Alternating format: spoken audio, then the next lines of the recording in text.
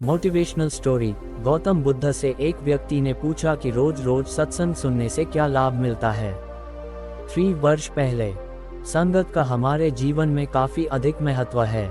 संगत सही रहेगी तो हमारे विचार सही रहेंगे और विचार सही रहेंगे तो कर्म भी सही रहेंगे और जीवन में सुख शांति बनी रहेगी।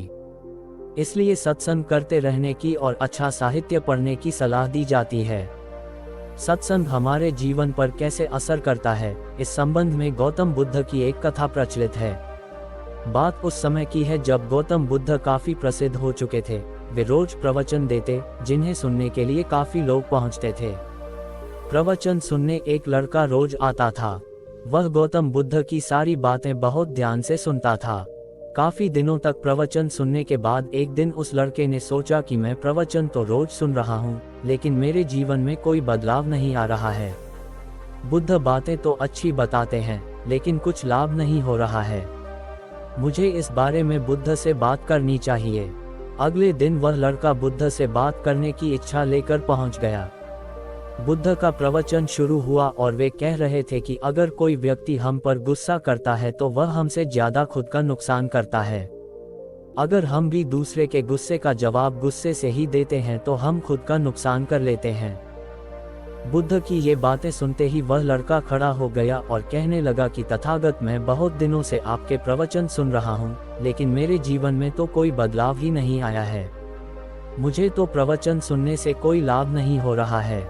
बुद्ध ने अपने प्रवचन बीच में रोके और उस लड़के की बात सुनने लगे। जब वह लड़का चुप हो गया तो बुद्ध ने उससे पूछा कि तुम कहाँ रहते हो। लड़का बोला कि मैं श्रावस्ती में रहता हूँ।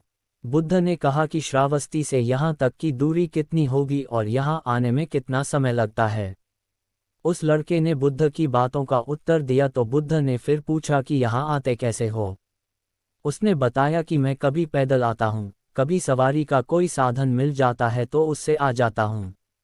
बुद्ध ने फिर एक नया प्रश्न पूछ लिया कि क्या तुम यहाँ बैठे बैठे अपने घर पहुँच सकते हो।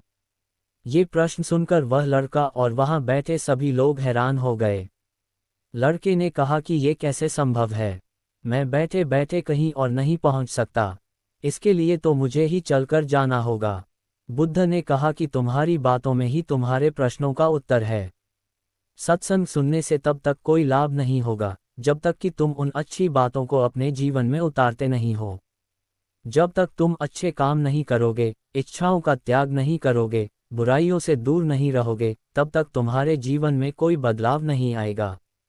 सिर्फ प्रवचन सुनने से, यहाँ बैठने से जीवन में कोई बदलाव नहीं आएगा। बुद्ध ने आगे कहा कि अगर तुम कोई अच्छा करना चाहते हो तो उसके लिए तुम्हें प्रयास करना होंगे, विचार करने से काम नहीं होगा।